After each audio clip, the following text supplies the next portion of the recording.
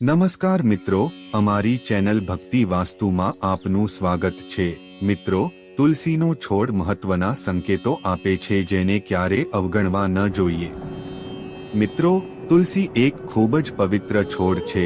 તેને પુરાણોમાં માત્ર છોડ કહેવામાં આવ્યું નથી, પરંતુ તે વાસ્તવમાં લક્ષ્મી છે।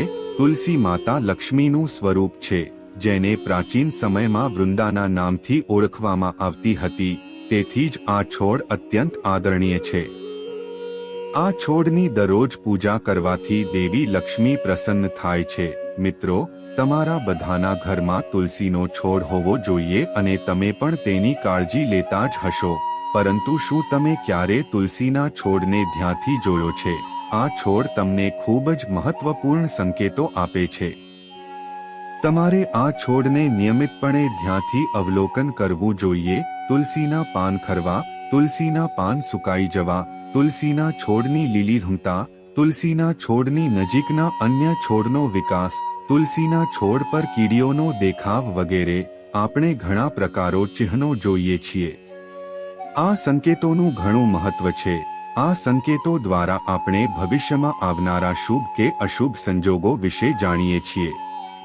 તુલસીનો છોડ તમને પહેલાથી જ માહિતી આપે છે કે તમારા જીવનમાં સુખ કે સંકટ આવવાનું છે। જો તમે તુલસીના છોડને ધ્યાનથી જોશો તો તમને ભવિષ્યમાં બનતી ઘણી મહત્વપૂર્ણ ઘટનાઓ વિશે માહિતી મળી શકે છે। તુલસી એક અલૌકિક શક્તિ છે। તુલસીમાં માતા લક્ષ્મીનો વાસ છે, એટલા માટે ભગવાન વિષ્ણુને તુલસી ખૂબ જ પ્રિય છે। જ્યાં તુલસીનો છોડ છે, ભગવાન વિષ્ણુ તે સ્થાન પર માતા લક્ષ્મી સાથે નિવાસ કરે છે। શ્રી કૃષ્ણ કહે છે કે જે વ્યક્તિ તુલસીની પૂજા કરે છે તેને નરકમાં જવું પડતું નથી। જો તુલસીના પાન મૃત વ્યક્તિના મુખમાં રાખવામાં આવે તો તે જીવ ક્યારે અધોગતિ પામતો નથી। તેમની આત્મા મોક્ષ પ્રાપ્ત કરે છે। જે લોકો તુલસીને પાણી આપે છે અને તુલસીની સેવા કરે છે તે બધા મૃત્યુ પછી શ્રી કૃષ્ણના ધામમાં જાય છે। જે ઘરની સામે તુલસીનો છોડ હોય ત્યાં અશુભ શક્તિઓ વાસ કરતી નથી, એટલા માટે શાસ્ત્રોમાં ઘરની સામે તુલસીનો છોડ લગાવવાનું કહ્યું છે। જે ઘરમાં મુખ્ય દરવાજાની સામે તુલસીનો છોડ હોય ત્યાં ક્યારે અકાળે મૃત્યુ થતું નથી, પરંતુ તુલસીના છોડને ક્યારે પણ ગંદી જગ્યાએ ન રાખવો જોઈએ। કેટલાક લોકો જાણે તુલસીનો છોડ ગટર પાસે લગાવે છે। આવી ભૂલ ક્યારેય ન કરવી જોઈએ। તુલસીનો છોડ હંમેશા જમીનની ઉપર જ લગાવવો જોઈએ। ગંદુ પાણી ક્યારે તુલસીના છોડ પર ન પડવું જોઈએ। આ વાતનો પુરાવો આપણે અંગત રીતે જોયો છે।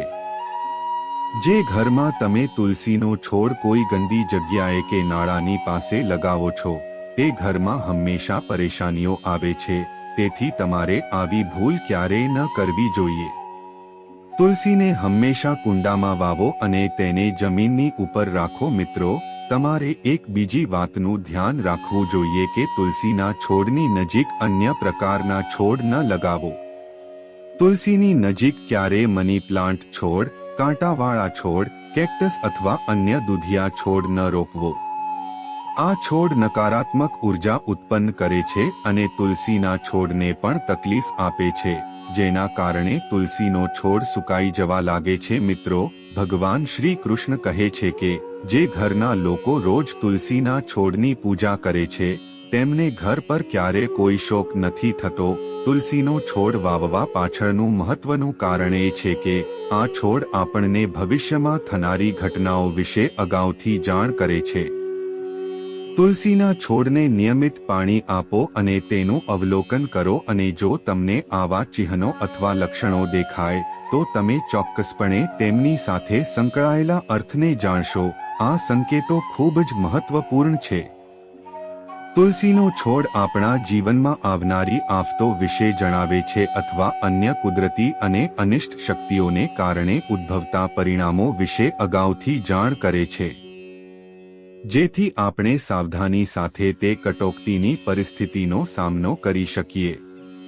પુરાણોમાં આવી અનેક પ્રકારની આફતોનો ઉલ્લેખ કરવામાં આવ્યો છે। જીવનમાં જ્યારે પણ સારો કે ખરાબ સમય આવવાનો હોય છે ત્યારે આપણને આપણી આસપાસના વૃક્ષો અને છોડમાંથી સંકેતો મળે છે। તો ચાલો જાણીએ કે તુલસીના છોડ દ્વારા આપણને કયા સંકેતો મળે છે। જો તમે પણ તમારા ઘરની સામે તુલસીનો છોડ લગાવ્યો હોય તો તમારે આ વિડિયો અવશ્ય જોવો, અને જો તમે આ ચેનલ પર નવા છો તો તેને સબસ્ક્રાઇબ કરો અને વિડિયોને લાઈક પણ કરો। પહેલી નિશાની, તુલસીના છોડની યોગ્ય કાળજી લેવામાં આવે તો તે ક્યારે સુકાઈ જતું નથી। તુલસીનો છોડ અચાનક સુકાઈ જવા લાગે છે, તુલસીનો છોડ મૃત દેખાવા લાગે છે। જો આવું થાય તો તેને તમારા ઘરમાં કોઈ મોટી આફત આવવાનો સંકેત માનવો જોઈએ। કોઈ કારણસર તમારા પૂરા પૈસા ખર્ચ થઈ શકે છે, તમારે વેપારમાં મોટા નુકસાનનો સામનો કરવો પડી શકે છે। તેથી જ જો તુલસીનો છોડ અચાનક સુકાઈ જાય તો તમારે સાવચેત રહેવું જોઈએ। બીજી નિશાની એ છે કે તમારા ઘરમાં લીલા તુલસીના પાન જાતે જ પડવા લાગે છે તો તેને અશુભ સંકેત માનવા જોઈએ, અને જો પવનને કારણે પાંદડા ખરવા લાગે છે તો તે સ્વાભાવિક છે। તુલસીના લીલા પાંદડા પડવા લાગે છે તો દેવી લક્ષ્મી તમારાથી નારાજ થાય છે અને તમને સંકેત આપી રહી છે કે તે તમારું ઘર છોડીને જઈ રહી છે। તમારા ઘરમાં કેટલીક એવી વસ્તુઓ થઈ રહી છે જે દેવી લક્ષ્મીને પ્રિય નથી। પરિવારના સભ્યો વચ્ચે ઝઘડા થાય, ત્રાસ આપવો અથવા ઘરની સ્ત્રીઓનું અપમાન કરવું, ઘરમાં દારૂ અને માંસનું સેવન કરવું, તો આવા ઘરમાં ક્યારેય દેવી લક્ષ્મીનો વાસ નથી થતો। ત્રીજો સંકેત એ છે કે જો તમારા ઘરમાં તુલસીના છોડની આસપાસ અન્ય નાના છોડ ઉગવા લાગે છે તો તે એક શુભ સંકેત છે। તમારા ઘરમાં ખુશીઓ આવવાની છે, ઘણા સ્રોતોમાંથી પૈસા મેળવો અથવા તમારો વ્યવસાય વધશે। ચોથી નિશાની, જો તમારા ઘરની સામે તુલસીનો છોડ જાતે જ ઉગે છે તો સમજી લેવું જોઈએ કે દેવી લક્ષ્મી ખરેખર તમારા ઘરમાં પ્રવેશી છે। જ્યાં દેવી લક્ષ્મી સ્વયં આવે છે ત્યાંના છોડ આપોઆપ લીલા થઈ જાય છે। પાંચમો સંકેત, તુલસીના છોડની નજીક કીડીઓનું આગમન છે। જો તમારા ઘરની સામે તુલસીના છોડના કુંડામાં કીડીઓ આવવા લાગે તો તે એક સારો સંકેત છે, પરંતુ જો અન્ય જંતુઓ તુલસીના છોડ પર હુમલો કરે છે તો તે એક સારો સંકેત નથી। આ એક અશુભ સંકેત ગણવો જોઈએ। તુલસીના છોડ પર કરોળિયાના જાળા ધનની હાનિનું સૂચક છે। જો તુલસીના છોડ પર કરોળિયાના જાળા હોય તો તમારા પૈસા ચોરાઈ જવાની સંભાવના રહે છે। પાંચમી નિશાની એ છે કે જો તમારો તુલસીનો છોડ હંમેશા લીલો રહે છે, તેના પર ફૂલો ખીલે છે અને છોડ ખૂબ જ સુંદર લાગે છે તો તે ખૂબ જ શુભ સંકેત છે, કારણ કે જેટલો તુલસીનો છોડ સુંદર અને તે વધુ લીલો દેખાશે તેટલું તમારું કુટુંબ સુખી અને સમૃદ્ધ હશે। ઘરની બહાર તુલસીના છોડને જોઈને તમે અંદાજ લગાવી શકો છો કે જો ઘરનું વાતાવરણ શુદ્ધ હોય અને સારા સંસ્કારવાળા લોકો ઘરમાં રહે છે તો તેમનો તુલસીનો છોડ હંમેશા લીલો રહે છે। તો મિત્રો, જો તમારા ઘરમાં પણ તુલસીનો છોડ છે તો તેની સારી રીતે કાળજી લો। તુલસીમાં તમને સુખ, સમૃદ્ધિ અને સમૃદ્ધિ પ્રદાન કરશે। જો તમને આ માહિતી ગમી હોય તો વિડીયોને લાઈક કરો અને કોમેન્ટમાં જય માં તુલસી અને જય શ્રી કૃષ્ણ લખો અને ચેનલને સબસ્ક્રાઇબ કરવાનું ભૂલશો નહીં। જય શ્રી કૃષ્ણ।